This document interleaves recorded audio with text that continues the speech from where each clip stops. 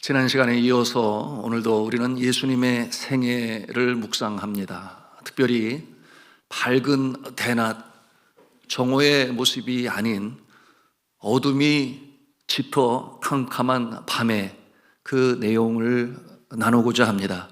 예수님께서 마지막으로 감당해야 할 십자가의 길의 모습인 것이지요. 지난 시간에 말씀으로 나누었습니다. 우리 하나님은 승리와 기쁨과 감사와 행복이 있는 이 대낮에만 역사하시는 하나님이 아니시라 캄캄한 밤, 슬픔과 아픔, 고통과 환난 중에서도 역사하셔서 선한 뜻을 이루시는 하나님 아버지심을 여러분 잊지 마시기를 바랍니다. 그러므로 우리 하나님은 저주가 변하여 복이 되게 하시고, 슬픔이 변하여 기쁨 되게 하시고, 여러분 절망이 변하여 소망 되게 하시는 역전의 승리를 이루시는 전지전능하신 하나님 아버지십니다. 예수 그리스도께서 십자가에 달리시기 위하여 먼저 준비하시는 모습을 우리가 오늘 말씀을 통해서 대합니다. 안타깝게도 예수님의 12 제자 중에 한 제자인 가롯 유다, 그는 금고를 맡고 있었고 회개의 역할을 하였는데 그가 예수님을 배반합니다.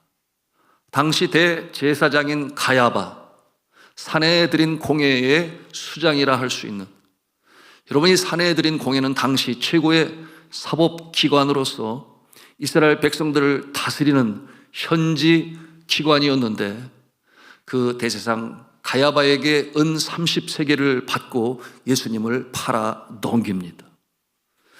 이와 같은 역사 속에 예수 그리스도께서는 임박한 이 십자가의 사명 감당하기 위하여 기도하십니다. 마음이 너무나 힘드시죠. 용기가 필요했습니다. 그러므로 이 십자가에 달리는 일, 생각만 해도 너무나 끔찍하지 않습니까? 그리고 치욕적이지 않습니까? 죄 없으신 예수 그리스도 거룩하신 하나님의 아들이 만천하의 죄인임을 공포하는 일이에요. 죄인이기 때문에 당해야 할 고난과 고통, 멸시천대가 그를 기다리고 있습니다. 여러분 이와 같은 상황에 너무나 마음이 힘든 예수 그리스도께서는 겟세마네 동산에서 기도하십니다.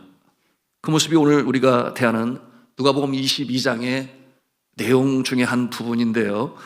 자, 22장 42절 44절까지 말씀 우리 같이 읽도록 합니다. 시작. 이르시되 아버지여, 만일 아버지의 뜻이거든 이 잔을 내게서 옮기시옵소서.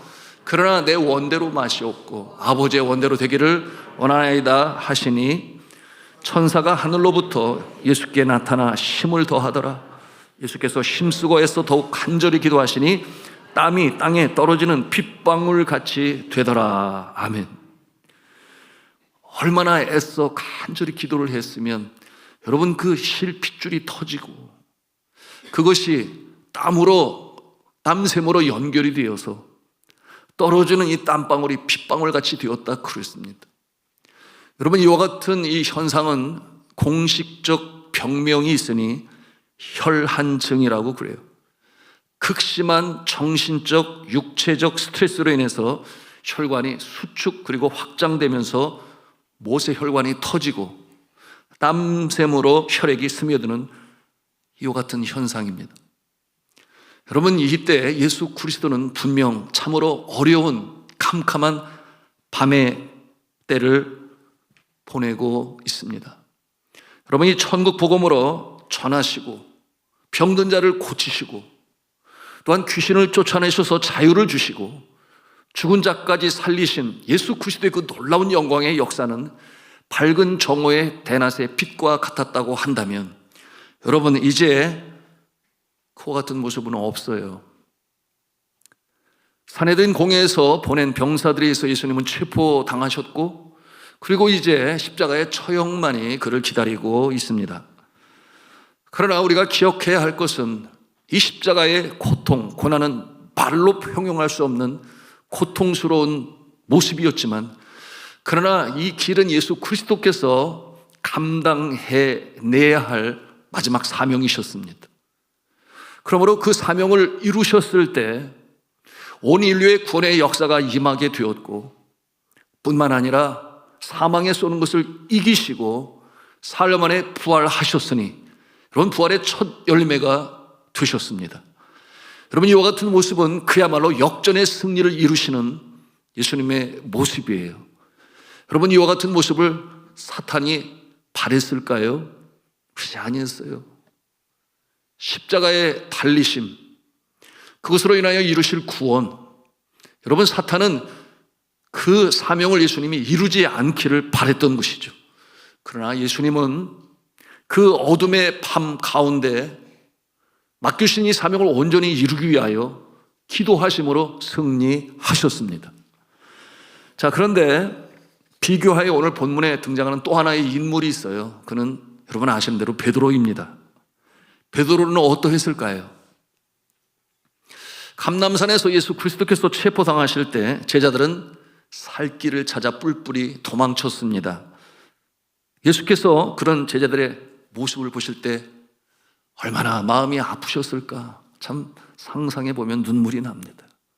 어떻게 그들을 사랑하시고 또 함께 동고동락하시며 하나님 나라의 그 역사를 맡기셨는데 뿔뿔이 흩어지고 말았습니다. 그런데 12 제자 중에 베드로는 좀 달랐지요. 그 자리를 피한 것은 아니었습니다. 제자들은 다 도망가도 그는 예수님과 함께 있기를 바랬어요. 그래서 잡혀가시는 예수님의 뒤를 쫓습니다. 이 같은 모습을 통해 베드로가 정말 예수님을 사랑했구나, 존경했구나 하는 것을 알 수 있습니다. 그도 그럴 것이, 이 베드로는 예수님께서 잡히시던 날 밤에 예수님 앞에서, 그리고 제자들 앞에서 아주 호언장담한 약속이 있었지요. 무엇이었는가 하면 주님이 옥에 가시면 나도 옥에 가고 주님이 생명을 잃게 되면 나도 생명을 바치겠습니다. 자, 이와 같은 내용으로 약속을 했는데 오늘 본문 23절에 있는 내용이에요. 우리 같이 읽도록 하겠습니다. 시작. 그가 말하여 주여 내가 주와 함께 옥에도 죽는 데에도 가기를 각오하였나이다. 주와 함께 어디든지 가겠습니다. 그야말로 수제자다운 베드로의 모습인 것입니다. 여러분, 누구보다도 이 베드로는 예수님을 사랑했지요. 가이사랴 빌립보 지방에서 예수님의 질문에 제자들은 정답을 말하지 못했어요. 오직 베드로만이 예수님의 질문에 정답을 말함으로 주를 기쁘시게 했는데요. 너희는 나를 누구라 하느냐?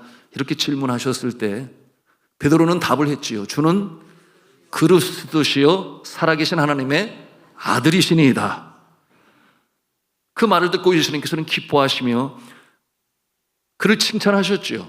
그리고 그가 고백한 그 믿음의 고백 후에 주의 몸된 교회를 세우겠다 주님께서 선포하셨습니다. 여러분, 이와 같은 모습은 대낮에 서 있는 베드로의 모습을 우리가 대하는 것입니다.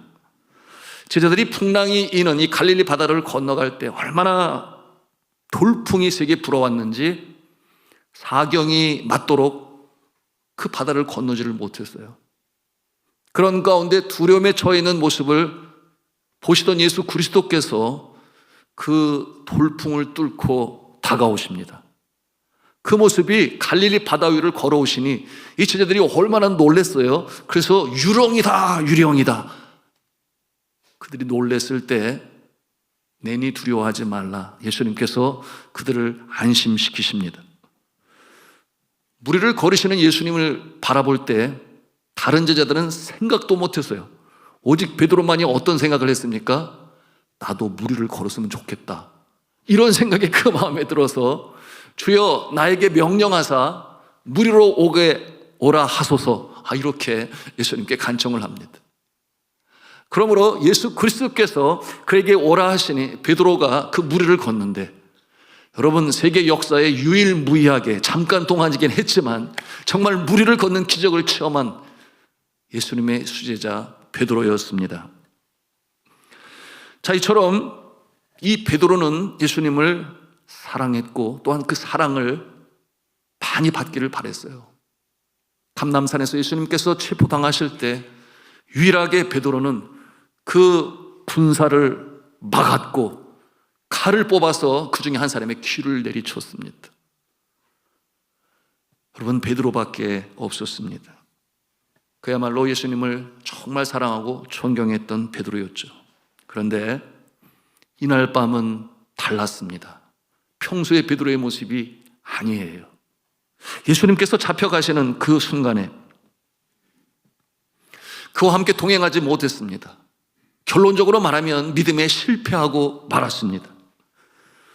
그야말로 대낮의 빛은 사라지고 어둠이 그에게 임하여 갈 길을 잃고 방황하는 베드로의 모습을 오늘 말씀을 통해서 우리가 보는 것입니다.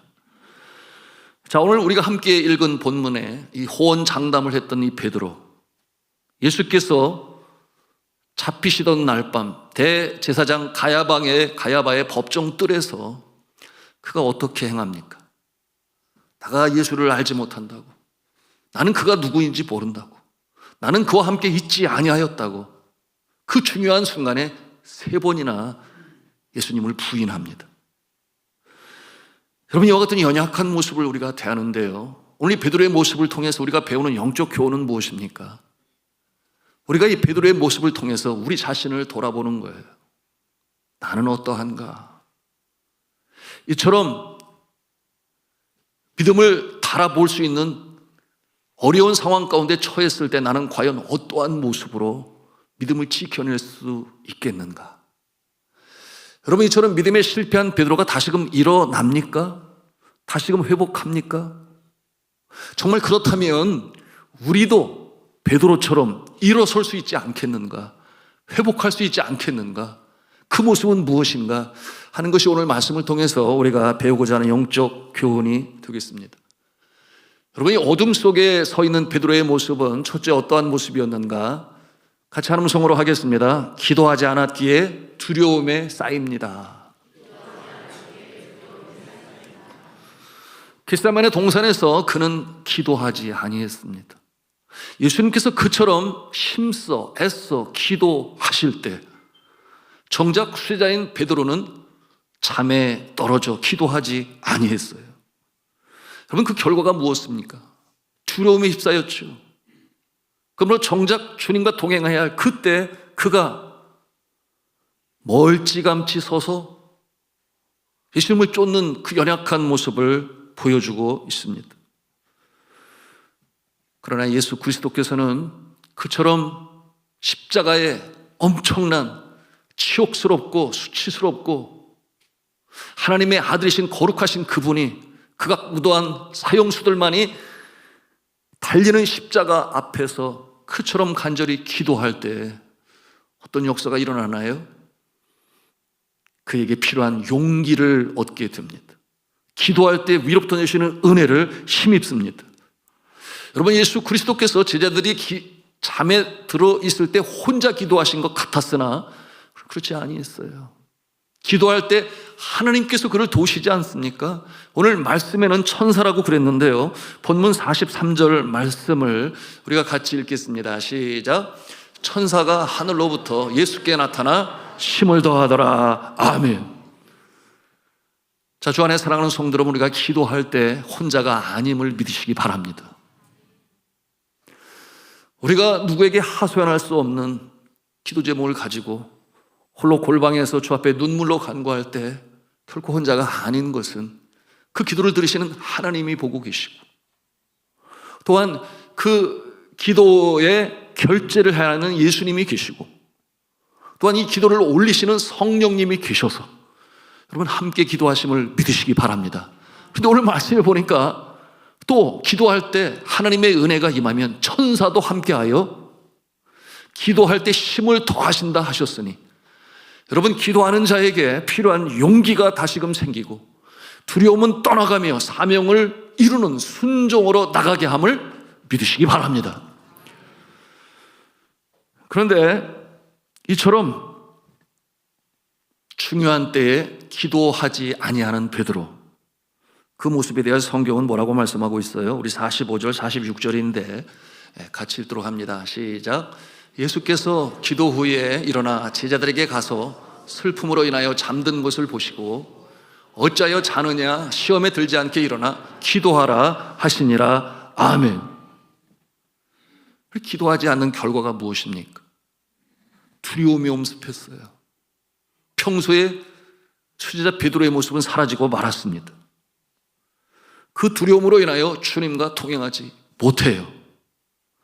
여러분, 그와 같은 모습이 어떠한 모습으로 나타나는가? 멀찍이 따라가니라 그랬어요. 멀찍이 따라가니라. 그 거리가 얼마나 되는지는 모르지만, 자, 오늘 말씀 54절에 있는 내용이에요. 뭐라고 그랬습니까? 54절 말씀, 예수를 잡아 끌고 대제사장의 집으로 들어갈 때 베드로가 멀찍이 따라가니라.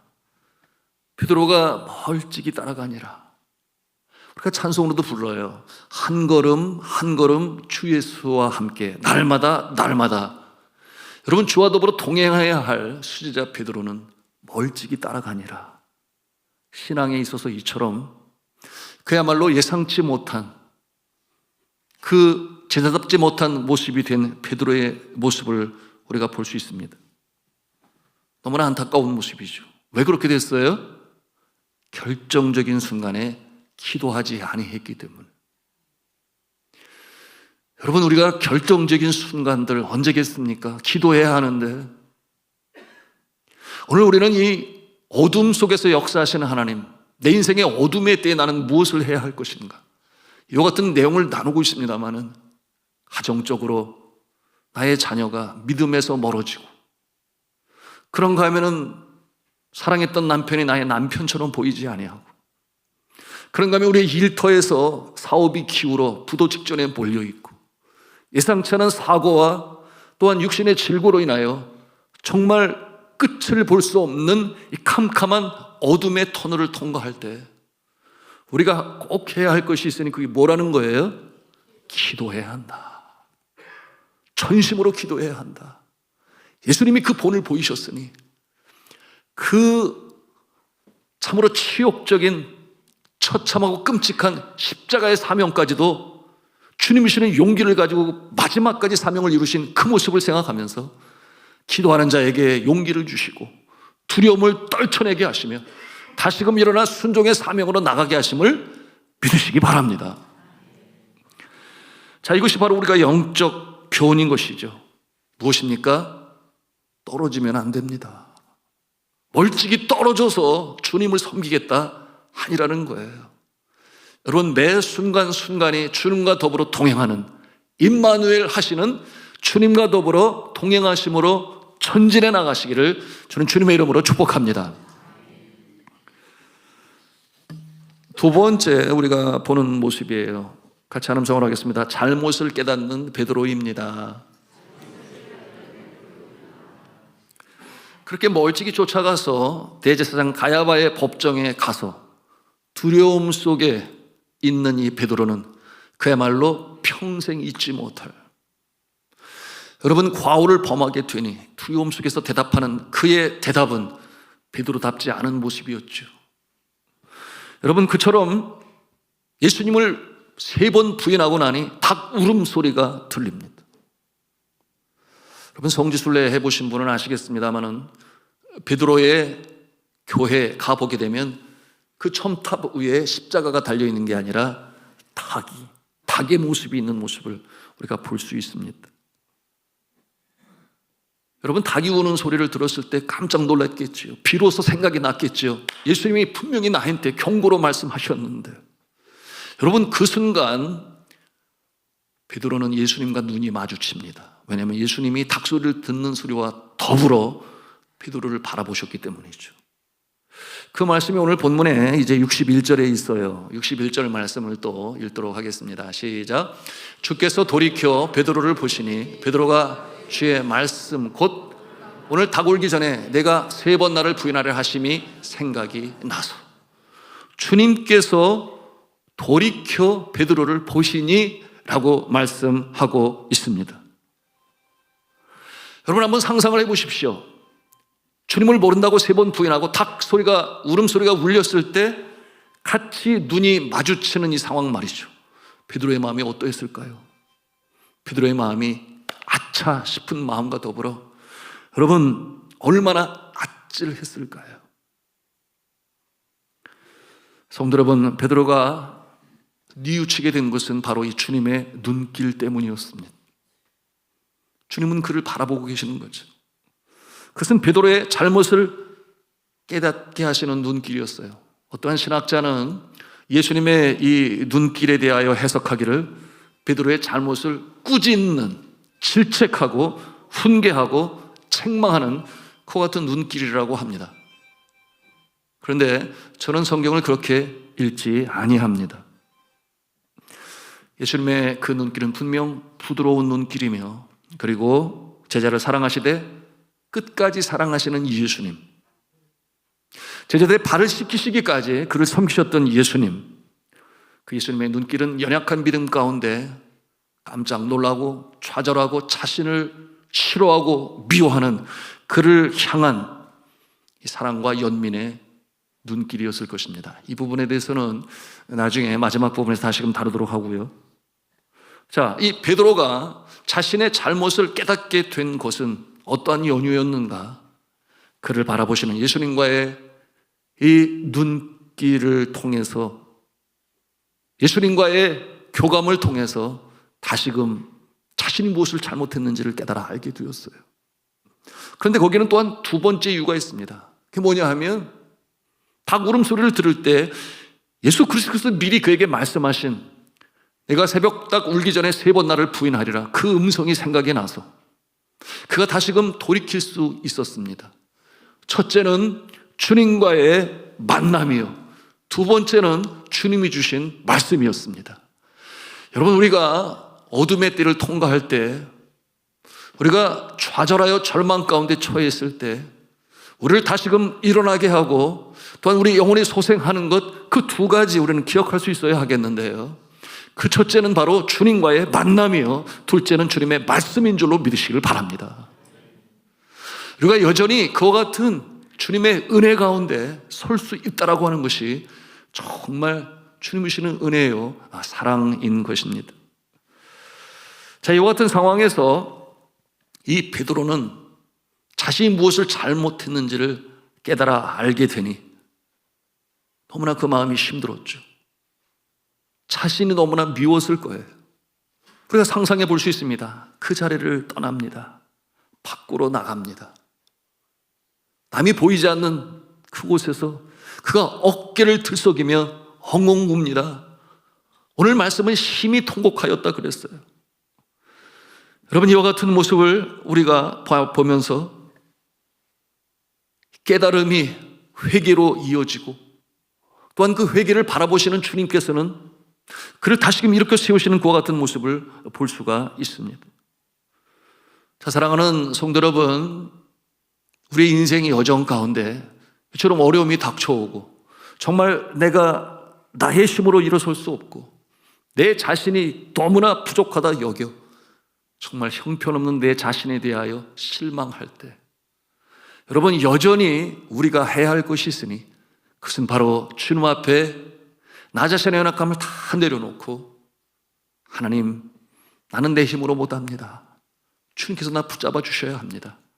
이와 같은 마음을 가질 때 주님께서 역사하시고 새롭게 인도하시는 줄로 믿으시기를 바랍니다.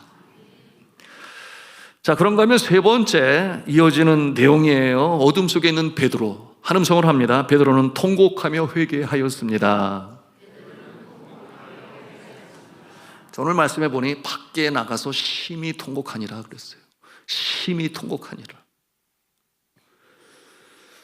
나의 잘못을 뼈저리게 느낀 베드로, 그의 마음에 참 주님을 향한 얼마나 죄송스러운 밤이 있었겠습니까? 내가 왜 이랬나 하는 그와 같은 회한의 마음도 있었을 것입니다. 나가서 자복하며 회개하는 베드로의 모습, 여러분, 그 흘리는 베드로의 눈물은 그를 새롭게 만들고 있었습니다. 여러분, 그 눈물은 그를 겸손하게 만드는 눈물이었죠. 베드로가 어떠했습니까? 사랑을 독차지하기를 원했어요. 그리고 12제자 중에 자신이 리더가 아니면 견딜 수 없는 그와 같은 성품을 가지고 있었습니다. 그래서 실제로 칭찬도 많이 받았지요.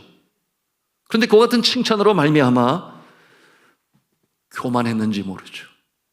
그 칭찬 때문에 경솔했는지 모르죠. 그 칭찬 때문에 그가 이처럼 잘못을 범했는지도 모르죠. 여러분, 베드로는 회개를 통해서 변화되고 있었습니다. 주 안에 사랑하는 성도 여러분, 베드로의 눈물이 우리의 눈물이 될 수 있기를 간절히 바랍니다. 그래야 새로워지죠.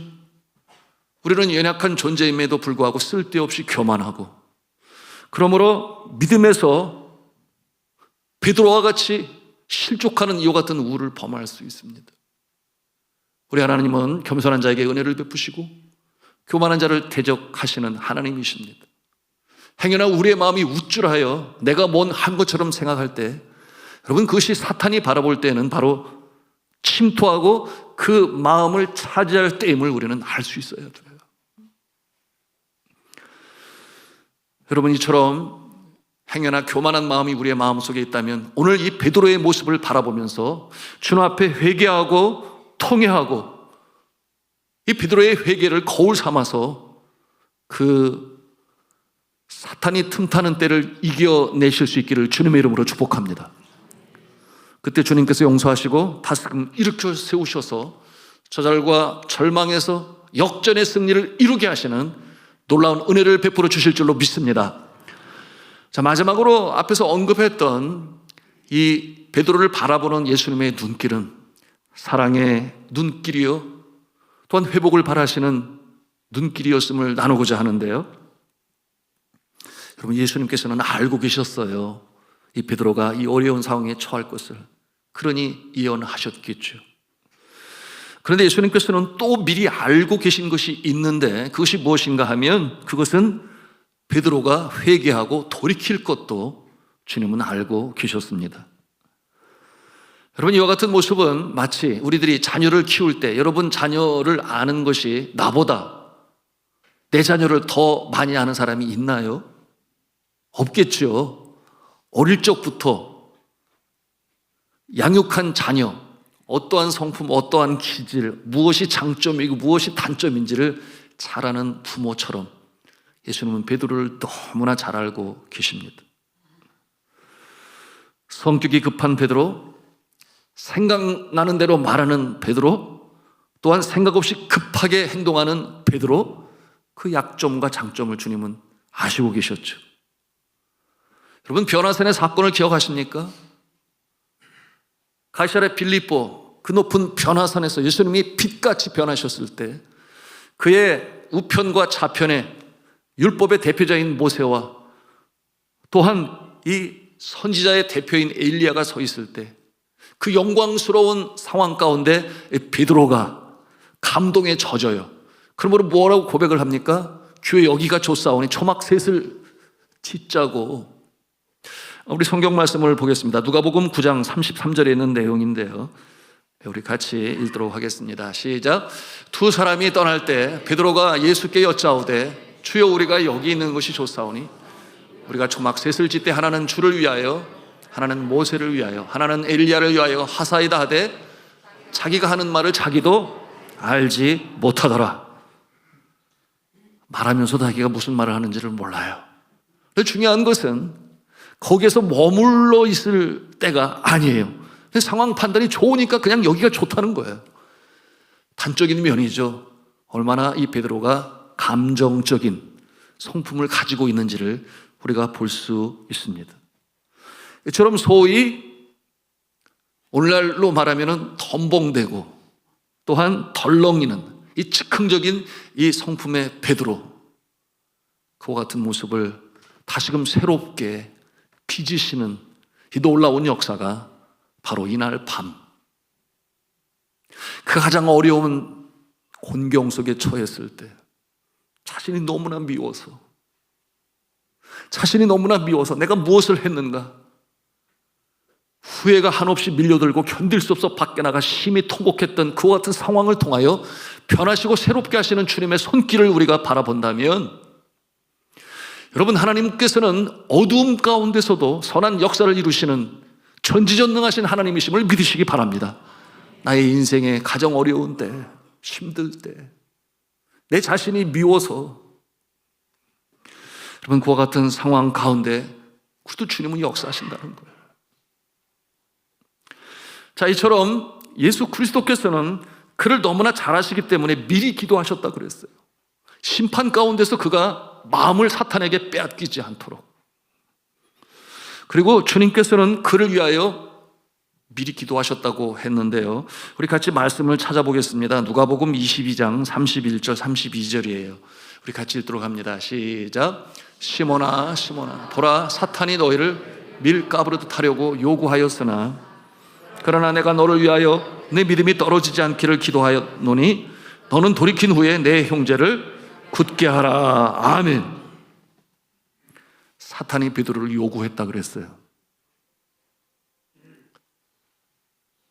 언제 그와 같은 사탄의 이 시험에 떨어지겠습니까?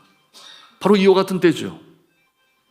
예수님을 부인하고 두려움 속에 처해 있는 그때, 실패하였을 때. 그런데 주님이 허락하세요? 허락지 아니하십니다. 주님께서 아무리 실패 좌절 가운데 있어도 사탄에게 내주는 것을 우리 주님은 허락지 아니하십니다. 여러분, 이와 같은 모습, 주님을 못나고 3번씩이나 부인했지만, 그러나 그것을 알고 계신 주님이셨지만 결국 베드로가 회개하고 돌이킨 이후에 시련과 좌절 가운데 흩어진 그 제자들 함께 모으고 다시금 힘을 내어 일어설 수 있도록 여러분, 주님께서는 미리 아시고 계획하심으로 기도하셨다라고 하는 것입니다. 제 주 안에 사랑하는 성도 여러분, 누구나 사람들은 연약한 부분이 있고 장점과 단점이 있습니다. 저도 마찬가지예요. 여러분, 저도 넘어질 때가 있고 그래서 제 자신에 대해서 너무나 실망스럽고 미울 때가 있습니다. 여러분, 이와 같은 모습 우리 가운데 없을까요? 여러분, 이와 같은 상황 가운데서 문제는 무엇입니까? 이 실패로 인하여 내가 스스로 내 자신을 그야말로 연약하고 부족한 존재의 모습으로 생각을 하는 거죠.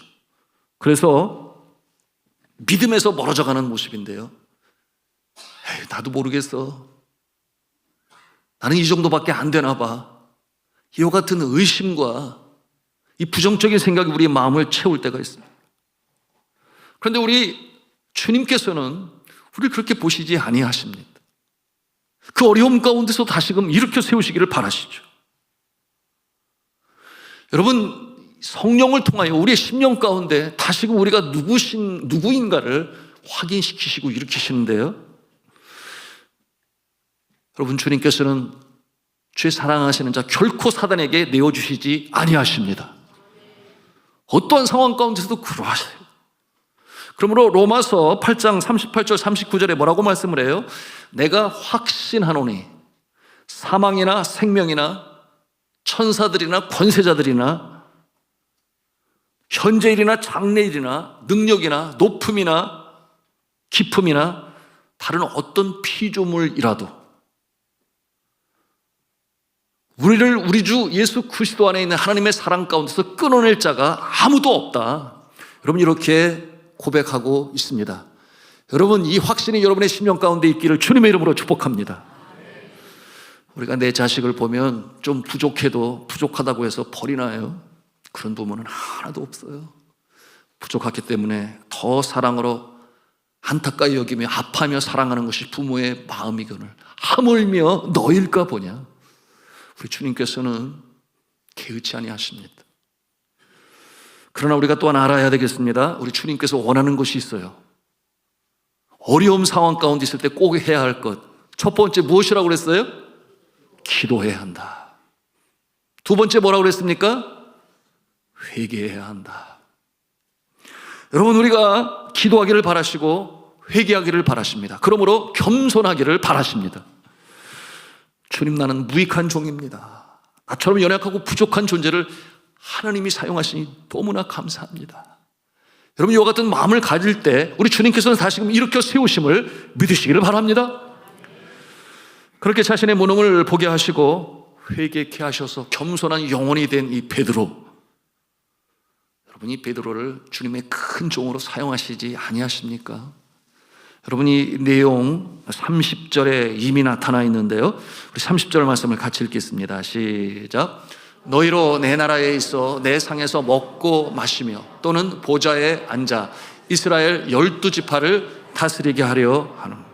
아멘. 여러분, 이와 같은 내용은 이 베드로를 다시금 초대 교회에, 교회 설립에 믿음의 지도자로 세우시고 또한 믿음의 본에 있어서 영웅으로 세우셔서 이스라엘 12지파, 즉 이스라엘 전체의 영적 책임을 감당하는 주의 종으로 사용하시겠다라고 하는 것을 이렇게 미리 말씀하시는 것입니다.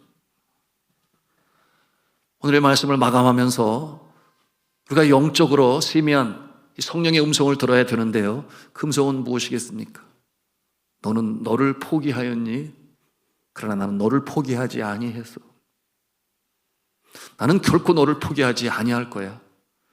그러므로 다시금 일어서라. 기도하라. 회개하라. 겸손하여라. 다시금 나와 더불어 동행하라. 여러분, 이 음성이 여러분의 심령에 울려 퍼지기를 주님의 이름으로 축복합니다. 우리가 이제 일어나서서 찬송하실 텐데, 찬송 가운데 주의 영이 우리의 심령 가운데, 그래, 다시금 일어나라. 다시금 함께 동행하자. 주와 더불어 하나님의 놀라운 역사를 감당하는 이 놀라운 주님의 은혜를 체험하시기를 주님의 이름으로 축복합니다.